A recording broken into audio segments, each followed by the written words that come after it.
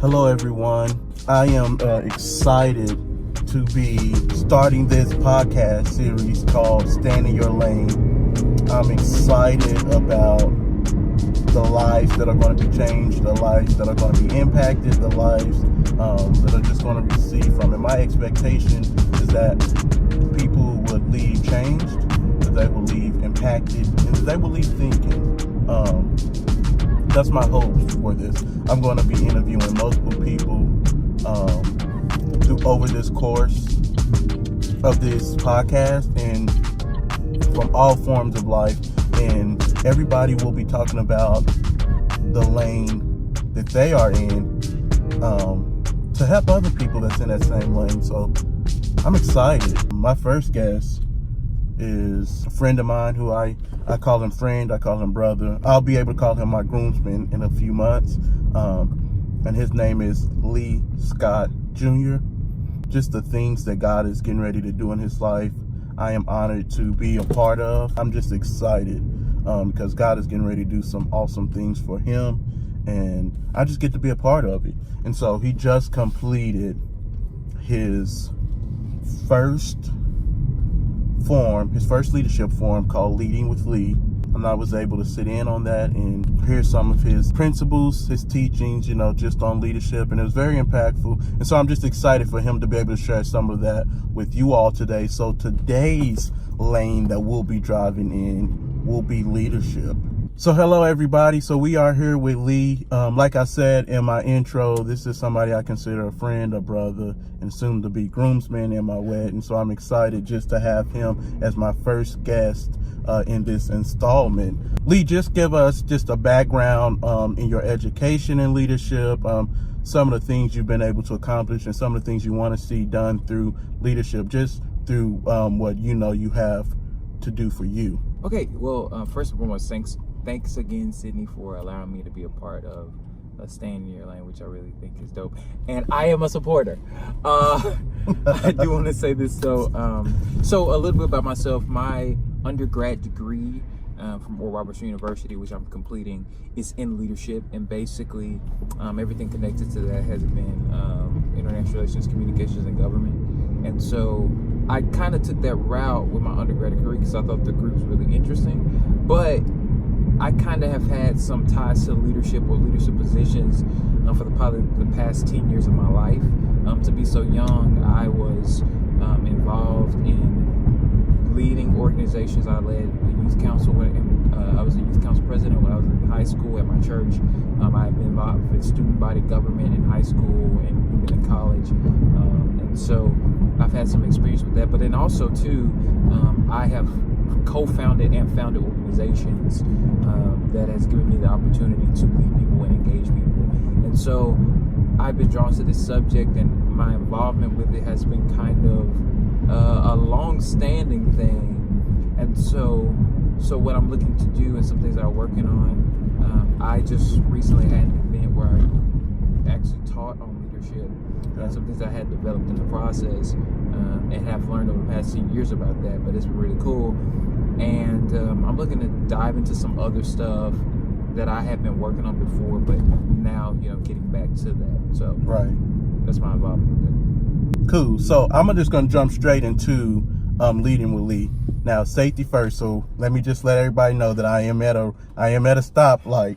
So I'm going to just read something, though, that he shared in his Leading with Lee. And I just kind of want him to expound on it, kind of dig into it and tell us what he really means when he came up with this slogan or this saying. He said, "The best leaders are those who have resolved the conflict within themselves and are willing to invest in others because they are not intimidated by those others' talents." I thought that was it's just one of those moments, right? When you hear something and it's what Oprah calls a aha moment. It's an aha moment because being in management and leadership, I've worked with somebody who did not do this. Yeah. And so I've seen the result of not, resolving the conflict within yourself so that you could train and develop those talents in other people. Yeah. So when you said that, just kind of explain to the people what you really meant when you said that, because I just think that's so powerful. Oh, well, yeah. I kind of, to your point, I have been thinking about that a lot. and I had looked at how effective organizations translated that idea of success to the people that were engaged. I think I personally realized in my own life I've benefited a lot from being led by people who knew who they were. Like, their job didn't define them.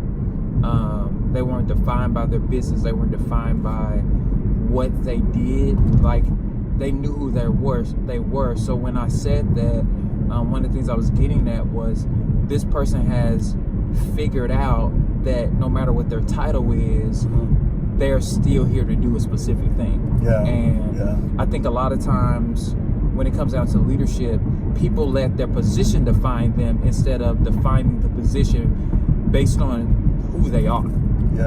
And so I think it's important for people who are leaders or who hold leadership positions to understand that just because that leadership is not a position, it's a mindset.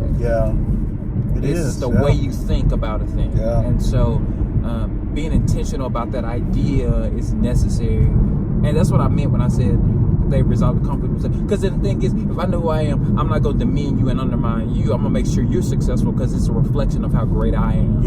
And so I think that's necessary.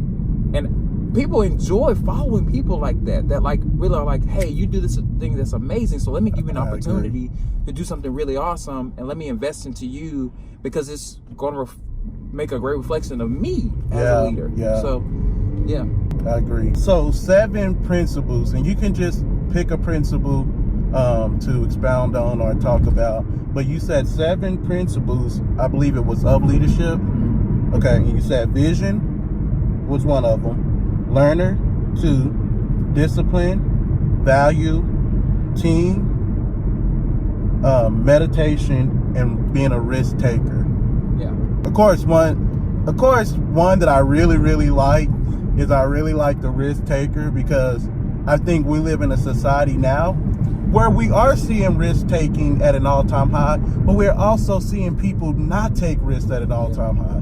And so it's like 50-50 where we are around people where they are like, I'm going for it. I am going to just do it. And then we also have been around people where it's just been like, I know there's so much in them. Just, you can sit down with somebody, especially when you have a relationship with them, and they can talk to you about the things they have in them, but because they don't have necessarily the resources or the connections, it keeps us bound from ever being the risk taker that God wants us to be. And I'm not trying to make this spiritual because this is strictly about leadership, but I think even going back to your saying about being able to resolve within yourself, I think that's even something we have to do to take risks. We have to, it's a part of us, we have to resolve within ourselves that we are well able, that we are equipped, and that we are enough. And no matter how long it takes me to see that vision, I am so dedicated to taking this risk that I will see it come to pass. So anyway, that was my favorite. No, but I agree with you. I think that people have to understand that all the tools you need and all the tools that is available to you is actually within you. The necessary, the way you actually become successful is developing those gifts. And I shared this story, and this is just a reality. Leadership is not something that I kind of fell into it, but it's not something that I just automatically got. Like, it took me some time to develop speaking ability, and I shared this story at the event of how when I was a kid, I've always been a very talkative person, but I'm very reserved by nature. By person, I'm very reserved and kind of a quiet and shy person. Just don't kind of put myself out there. So to grow that gift or to actually become able to take a risk and speak up, I got into speech and debate in high school, because what speech and debate taught me how to do is to be to like speak on demand, literally be confident, say what you believe what you say, actually have a view or a perspective. And so because I did that, it actually helped me be more effective when it came down to taking risks or stepping up and speaking. And now I don't really have issues with being in an environment where something is happening or somebody's talking about a subject and I have an opinion about it, and like I feel more comfortable sharing my opinion because I took the risk at 15 years old when I had a bit of a stutter and a speech impediment, and I got better at speaking in those environments. And so it actually helped me become better because I put myself in an environment where it caused me to grow in that area. So that started affecting everything else when it came down to taking risks, because I'm like, okay, my gift is communication. So I've developed my communication gift. And so now I feel more comfortable doing certain things because I took the time to prepare. Yeah. I think you said something important that I want you to kind of expound on, is because we were digging into being a risk taker, right? Yeah. And so you said something that I think is key, is that, so you hear the word risk taker and we automatically think it's major or it's big. Right. And so you just said something. You said even when you got into speech and debate, you took the risk to get into that. Right. And so I just kind of want you to talk about, you know, there's this saying that we love to say, especially as young people, like, there's levels to this. Right. Like, I think you explain, like, there's levels to being a risk taker. Like, it's the small risk that prepares us for the big risk. Right. So just share on the levels of being a risk taker. Yeah, I agree. I think that the point about levels is understanding that, like, they all play a significant role and are a piece of a puzzle. And if you don't put the pieces together at the end of the day, when there's a big thing that needs to happen, you won't be prepared for it because you weren't willing to do the incremental things that was necessary. I think with this idea of you wanting to be able to lift a certain amount of weight. Any good trainer will talk to you about technique. They'll talk to you about how you position yourself to do it, and they may not start you out at that weight, but they try to find out what the level of capacity you may have at a certain level. So they give you the technique, they give you everything, and so they say, okay, now I need you to lift this weight using the technique that I gave you. Now the weight will change over time, but you have the right technique and the infrastructure in place.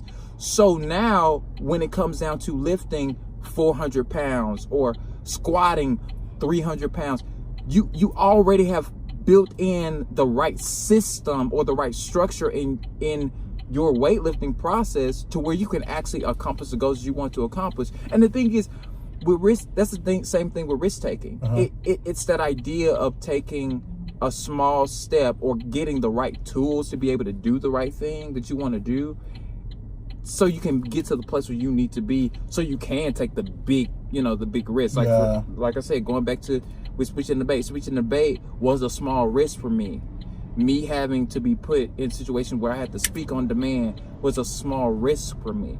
And a lot of times it wasn't me putting myself in a situation. Somebody saw something in me and said, "Lee, I want you to do this." And so now it required me to step up to the plate and do it. And so I think that there's a partnership between you making yourself available to do something and you actually preparing to be successful in those regards. So speaking of partnership, another one of your principles to leadership out of the 7 principles was team. Explain to us the importance of having the right team so you can be the effective leader that you are called to be or that you are aiming to be. Like, explain to us just that whole dynamic of just being having a great team. Let's go there. Let's go to team. I think some of the best, how you hire is a big thing. Or how you recruit people is a big thing. I think that it matters a great deal. One thing that I talked about was having a team actually increases your capacity to be more successful and more effective. And a lot of times your limitations are actually a weapon.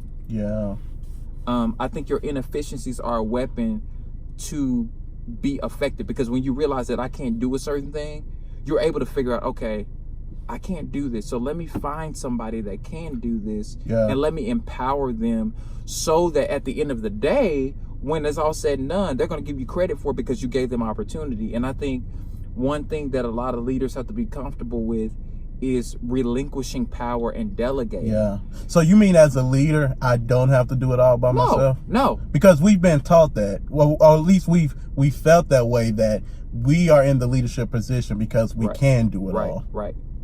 And I think I think you explaining that about team, it shows us that, no, actually you're not in a leadership position because you can do it all. You're in a leadership position because you can find the people that can do it all. And that actually shows a lot about your character as a leader. Yeah. I think a lot of people do themselves a disservice when they try to do it all, because there's only so much time in the day. Mm-hmm. There's only so much energy you actually have.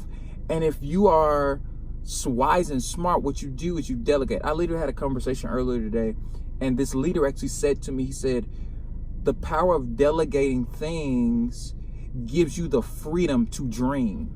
Wow. It gives you the freedom to actually take some time and think about what you're thinking about. And he used this example, and I thought it was a great example. He said it takes him, he and his wife actually, they know every 2 weeks they're gonna have to mow the lawn and clean their house. Mm-hmm.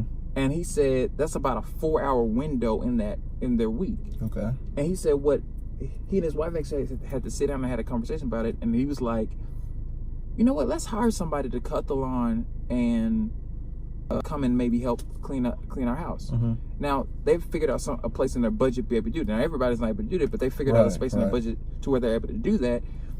But one thing he said, what happened was it freed up 4 hours, and he said this is literally what happened. Now he can take his wife out on a date. Right. He was able to, because he delegated the time, he was able to prioritize the time to do something that might be more beneficial to him in another area of his life. And I think a lot of leaders, the biggest problem is we haven't created systems in our lives to where we can be well-rounded. There are a lot of leaders who are great at business, but they're not great at being a good friend. They're not great at being a good parent. They're not great at being a good sibling. They're not great at other areas because they have all of their life, they focus so much on being productive in one area. But when you streamline those things, you can actually be a more holistic and more effective leader. And I think one of the things too is, for me, and I'm realizing this more in my life, is that I want to be very holistic in how I do leadership, that I can actually say no to stuff because I'm recognizing that, like, no, this is not going to help my spiritual health or help my mental health or help my emotional or psychological health if I do this certain thing, because this is taking time from me, and I think it's important for leaders to understand that, like, hey, my investment into other people is only giving me the opportunity to invest back into myself. Yeah. I got time to now. So I think it's something you just said too that I kind of want to go back to is how he was able to be a better husband. Yep. And he was able to be a better leader in his house. Yep. Yep. And I think a lot of times when we think of leadership as well, we think of it's what we do through 9 to 5. It's our job. Right. But we don't understand that being a leader, you don't get to turn that on and off. Right. You either are or you're not. Yeah. It's who you are. And so just kind of go back and talk about the importance of being a good leader outside of the workplace. Yeah. Just in your personal life, as a family man, as someone, for your wife, for your children. How do you manage your time better so that you can be those better leaders? Because the reality of it is it doesn't matter how great of a leader you are at work. If you are constantly focused just on work, then somebody else is leading the house. Yep, that's true. That's very true. And shout out Kyle Sullivan for that. That was brilliant. Shout out Kyle. But no, I to your point, I think that you kind of answer your own question. I think we live in such a time in society where we want to accomplish so many goals outside of being the best version or best person that we can be in any situation. Because the reality is, my professional life will and can change. It's going to change. But at the end of the day, if I don't steward my friendships well, if I don't steward my relationships with my future wife and kids well, or even my parents, my actual biological parents, or my brother well, outside of the professional world, that's going to end at some point. If there's nobody there for me, because I sacrificed those relationships, what have I gained? Yeah, and I think one of the priorities of a leader is putting in perspective what matters. Right. One day, I know this is something that I think about a lot, and you and I have conversations with this about this a lot. Is I want to ensure that my future kids one day know that dad is going to try to be at as many games as possible. Yeah. If I can make it my schedule to be at the game, I'll be at the game, because the reality is I need them to know that leadership is not what I tell you, leadership is what I do. Yeah. And so I want to be an example to you. I want to live it in front of you, so that like when you become 15, 16, 17 years old, and somebody makes a statement about your dad, about this and that, you're like, no, that's not my dad, because he's shown me how it's being done this way. And I think it's necessary for leaders to be holistic. And also too, it's interesting that we're having a conversation about this, and I'm eventually going to teach on this idea about holistic leadership, that like, I believe that there's 4 parts to this idea of leadership. There are 4 quadrants that I think we need to deal with. We need to deal with our first of all, our professional leadership, our spiritual or spiritual leadership, our emotional or psychological leadership, and then we need to also deal with our physical leadership or our mental leadership. And I think in these 4 areas, if we take some time to evaluate how those things operate, if one is dysfunctional, we really need to figure out what is happening in the other area, because they all affect each other. Yeah, that's good. They all affect each other. Yeah. Your health affects your mental health. It affects how you do professional. It affects how you do in relationships. If your relationships are not right and your professional life is not right, it's being affected by everything. So if we have a perspective and actually put into context why these things are happening, we can be more effective, because we're now being intentional about, okay, I'm evaluating all these different things that's happening in my life, and I can be more effective that way. Yeah. So far, this conversation has been eye-opening, because I think, sometimes when you think about leadership, we just, unfortunately, we just think of it really just in the way we lead other people. And we don't even necessarily look at it the way we lead our family sometimes. We look at it like, how does everybody else benefit from our leadership? And the honest opinion is, your family should be the first recipients of your leadership skills. And it should start at home. So, okay. Oh, and let me add something to that point real quick. Okay. That like, one thing I believe too is, when it comes down to leadership, you have to lead yourself first before you even lead anybody else. That's right. There's a connectivity. There's a connectivity between how you lead yourself and how you lead other people. Because if you don't lead other people right, there's a problem with your own personal leadership. That's real. And the way you lead other people is how you lead yourself. Yeah. So there's a partnership between those two things, and I think every person has to understand that that's a reality.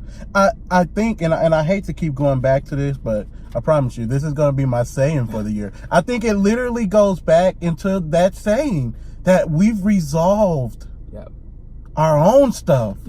So that we're better for everybody else, no matter what area or arena we are in life that we are leading in, and no matter what kind of, no matter what facet of life we're in, that if that's in church, if that's in home, if that's at work, if that's just out on the street in the community. I know you're going into politics, so if that's in government, no matter what kind of leadership I am, because I resolved my own stuff. I'm better for the people I'm leading. Right. In anything. And so I think even when you say, you have to be you got to lead you first. And that starts with resolving your own crap. Because I think so many times our leaders are full of crap. And I say that not disrespectfully, but honestly, intentionally saying there's so much stuff you brought with you to the leadership position. that I have to deal with, or that we have to deal with. You know, let's kind of shift to politics, because I know where you're going, and y'all, I know he can say a lot on this, but I think that, you know, even like I think of our politicians, and I won't name nobody, but we know. Oh, help, God. But you know what? It's crazy.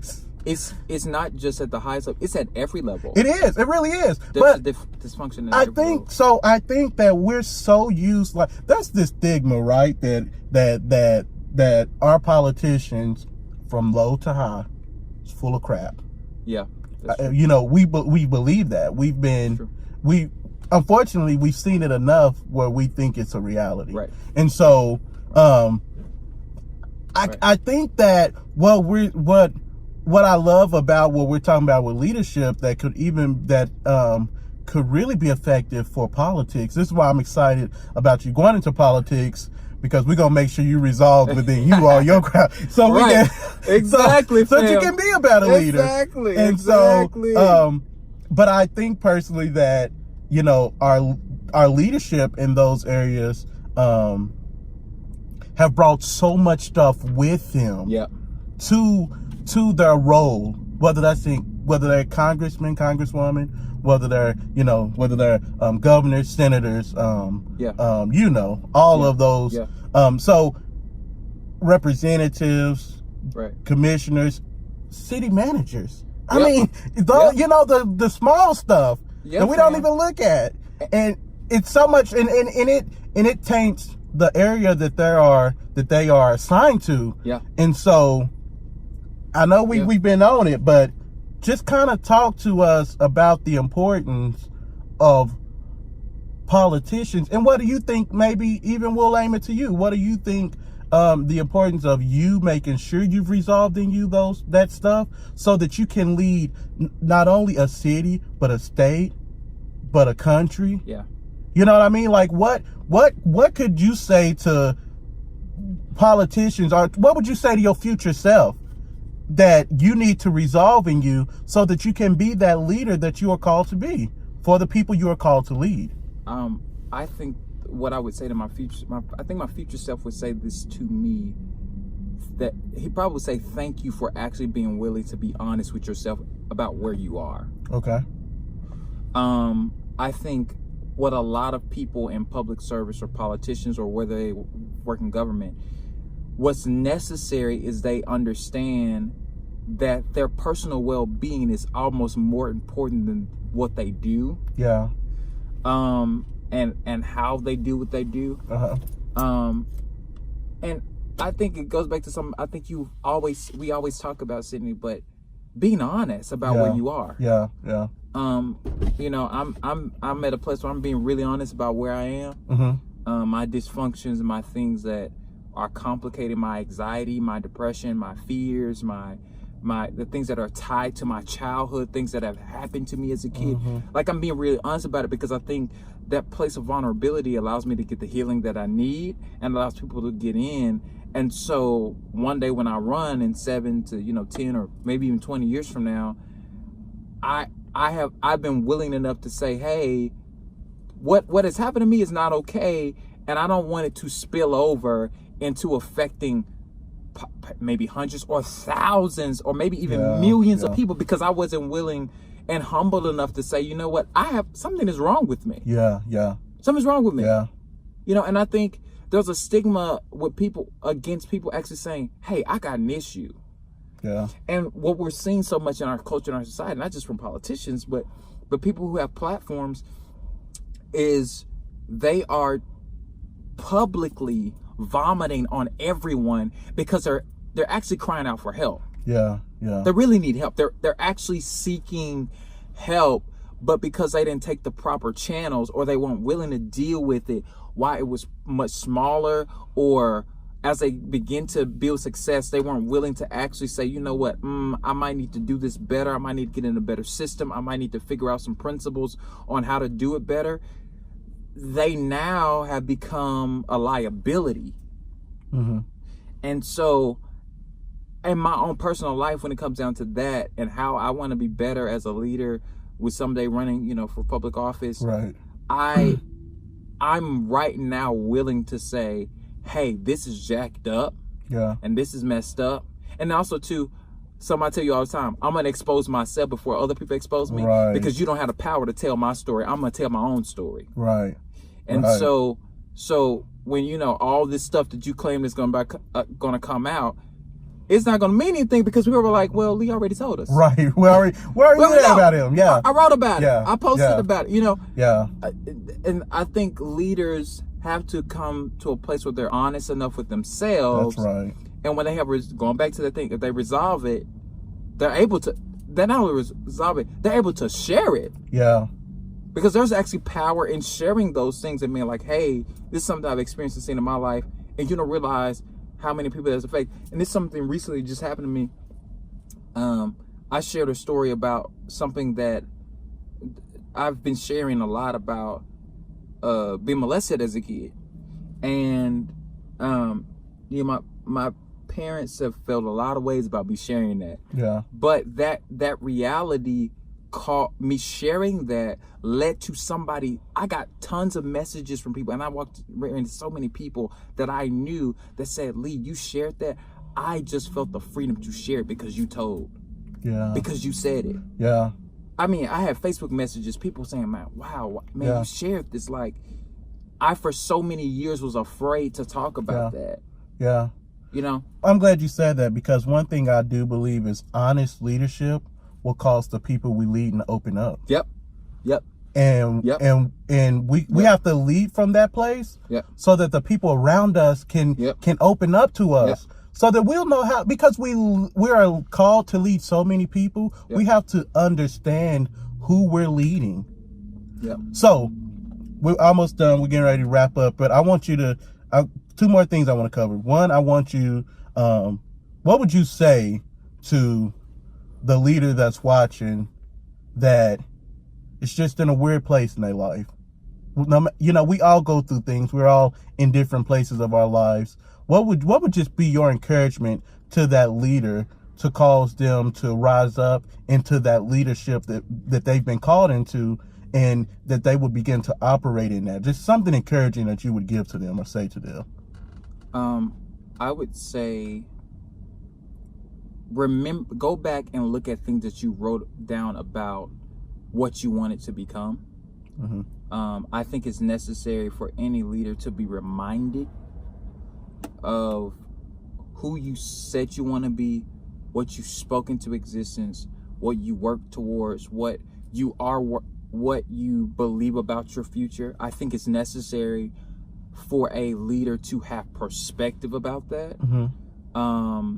And remembering is probably the biggest thing that I can say to any leader. Go back and remember what you have written down, but also remind yourself of what you have accomplished. Yeah. I think sometimes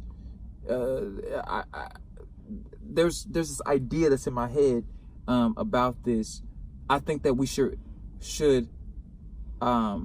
remember or reverence our past, stay in our present, and look towards the future. That's good. When we figure out how to do that, when we reminisce on the past, not in the sense that we get stuck there, but we look at the past in order to have an idea of what we're doing right now and how we need to change or adjust, it'll help us get to the future, because now we understand the process. Now we understand that there have been things that have been done before in my life, and I've been successful at this, and I've been great at this. And these strategies have helped me get to a place. Yeah. So let me take that in my present. Let me go to the future. Then there's some stuff you just need to honestly be like, nope, that's staying right there. I don't need to do that over again. And let me move on. And I think my encouragement to any leader is to evaluate. Look at your life. Evaluate your life. And then also remember what you've accomplished. And then also to keep dreaming. Keep dreaming. Keep dreaming. Keyword, keep dreaming. Keep dreaming. I think most leaders, you'll stop growing when you stop dreaming or believing for more. Yeah, that's the day you die. Yeah. And so it is necessary to keep re-envisioning, keep looking at the future, keep looking at things that can possibly change your future. And I think every leader needs to continue to do that, no matter what space they're in. Because sometimes there are people that are successful who stop dreaming, and they think that they're okay. Just because you're doing well doesn't mean that you're going to be relevant tomorrow. Yeah, that's real. So you got to keep dreaming, no matter if it's a successful moment or you're in a rut. Right. So okay, so this has been an awesome first installment. I mean, I think we got so many good nuggets and so many the principles that we've talked about. I think is, and we didn't even talk about all of them, but yeah. the two we did talk about, I mean, we really went deep into them. So I'm excited about that. On the last thing, you just had your first Leading with Lee, which was a success. I'm excited for you. Just share with the people what you got going next, and any of your social media that you could share to just kind of connect them with you. Yeah. Talk about, your business, what you offer as a businessman when it comes to leadership. Just anything about you that you want to put out there. Okay, well, and thanks again, Sydney. Well, I just hosted my first Leading with Lee. I'm planning and will be hosting some more this year. They all will be held here in Tulsa. Cool. And I'm getting ready to work on some stuff. I'm actually working on relaunching a blog and a podcast that I used to have. And so I'm going to be working on that and getting that involved. Okay. And if I'm trying to leverage all these things into, making money and different things and take care, right. because it's, this is my life. What you're doing as a job. Right. But if you want to connect with me or find out more information about actually getting my services, I do organizational analysis, and I also do leadership training and leadership seminars. You can email me at scottconsultations@gmail.com. And that's the way you can connect with me. Or you can connect with me on Twitter and Instagram. My handle is Lee A. Scott II, or it's the second, if you understand that. But it's Lee A. Scott II. You just DM me, and I'll love to engage and have a conversation with you about what I do and all leadership stuff that's going on with me. And then also on Facebook, it's just Lee A. Scott II. And you can connect with me that way. But yeah, I got some few things coming down the pike, and some things that I'm working on, and things that I'm trying to put together. And so, yeah, those are some of the things that I'm working on, and things that I offer. Yeah. Well, cool. Thank you for being with us today. Thank you for teaching us on some leadership stuff. I mean, I think it's going to really be beneficial to the people that need to hear it and see it. And so I'm just excited for you all to get what y'all need to get out of it. And I'm excited just from the connections he's going to make for the things he's working on, because he's working on some stuff. And so I'm excited. So thank you for joining us. And remember, whatever you do, stay in your lane.